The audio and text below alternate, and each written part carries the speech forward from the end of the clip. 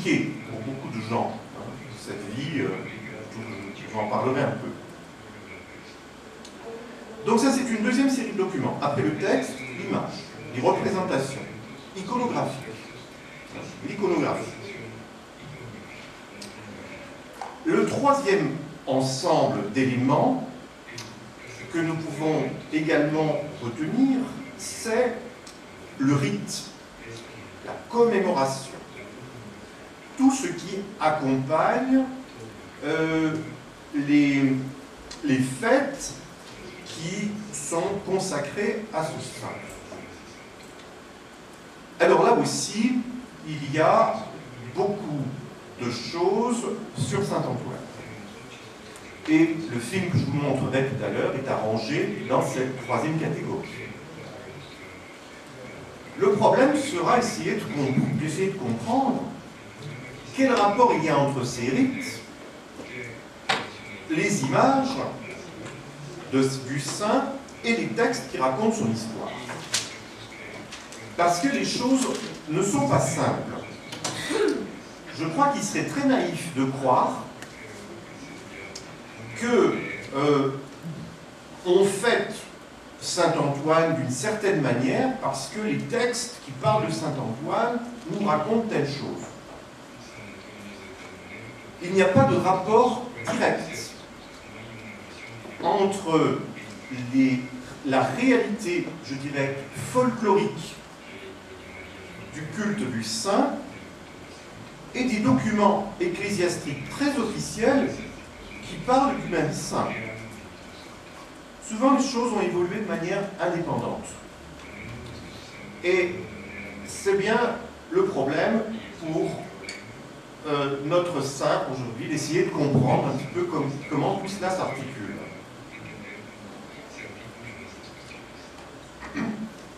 Alors, nous pourrons commencer par examiner un petit peu les textes relatifs à saint Antoine. Je rappellerai quelques noms, quelques grandes traditions relatives à ces textes, donc les écrits donc, qui sont consacrés au saint. Et ensuite, je passerai plus directement au folklore associé à ce saint, et nous essayerons de voir quel rapport il y a entre les deux. Au fond, c'est ça la vraie question, de poser une relation problématique entre une traduction de texte qui est très savante, qui est officielle, contrôlée par l'Église, et une commémoration populaire dont on ne sait pas trop à partir de quand elle commence, et qui est, elle, entièrement contrôlée par le peuple, qui est, au fond, une création populaire. Plus ou moins surveillée quand même par l'Église. Mais enfin, souvent l'Église, sur ces questions, reste un petit peu discrète.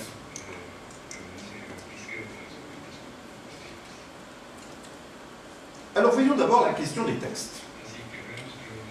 La question des textes concernant saint Antoine, les textes qui parlent du saint et qui sont très anciens, je l'ai dit, puisque saint Antoine est probablement un personnage historique. C'est quelqu'un qui a vécu au IVe siècle, un être comme vous et moi, hein, qui avait une peau et des os, et qui a connu une existence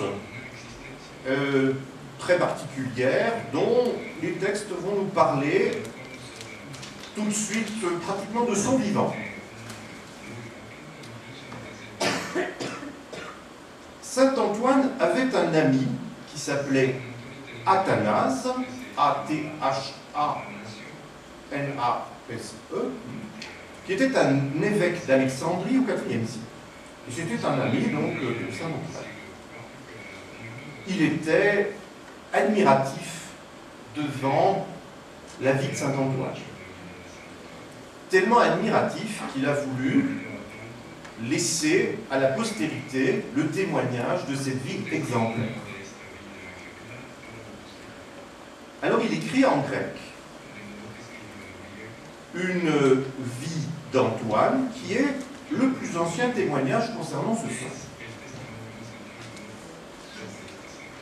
Cette vie sera très vite traduite dans d'autres langues, comme le copte, donc égyptien, le syriaque, l'arménien, le géorgien, l'éthiopien et le slave. Ça vous donne déjà un petit peu une idée de la diffusion de cette histoire qui commence plutôt, vous le voyez, dans ce qu'on appelle le christianisme oriental. Ce n'est pas en Europe que la vie de saint Antoine commence, mais en Orient. Enfin, en Orient, Proche-Orient,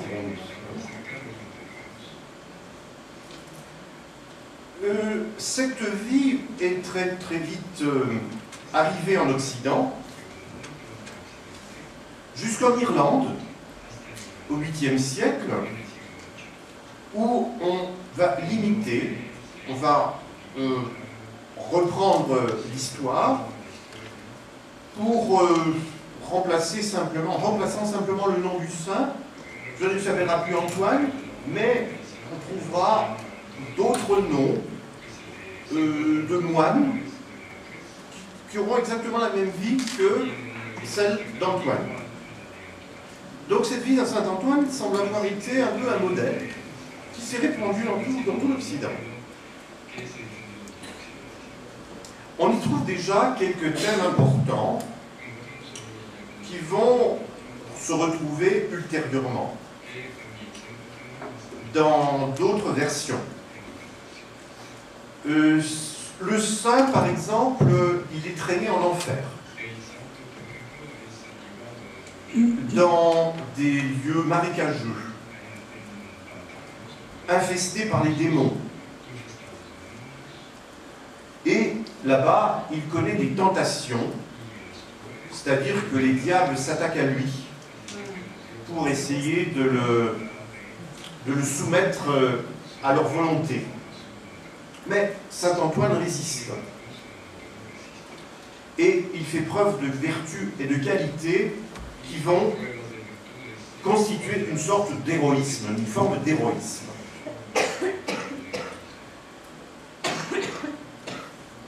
On va ensuite, sur ces motifs donc des attaques du diable, retrouver, je dirais, assez systématiquement des épisodes toujours un peu sur le même modèle, dont saint Antoine sera le héros, toujours. Le jeune Antoine, par exemple, et ça on l'a déjà chez Athanase, donc chez son premier biographe, il est tenté par un diable, métamorphosé en femme, qui a des gestes très impudiques. Bon. Mais il est tenté aussi par l'esprit de fornication, sous la forme d'un enfant tout noir qui essaye de le séduire. Mais c'est toujours le démon, c'est toujours pareil.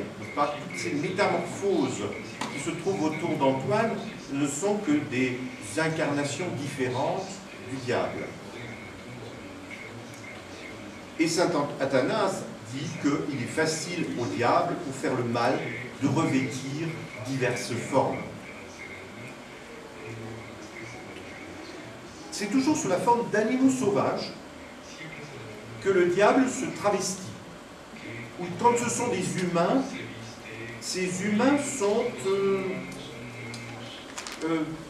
portent des traits animaux. Et les êtres diaboliques sont un peu des créatures hybrides qui ont toutes sortes d'apparences effrayantes. Au fond, et je pose déjà un petit peu les bases d'une comparaison,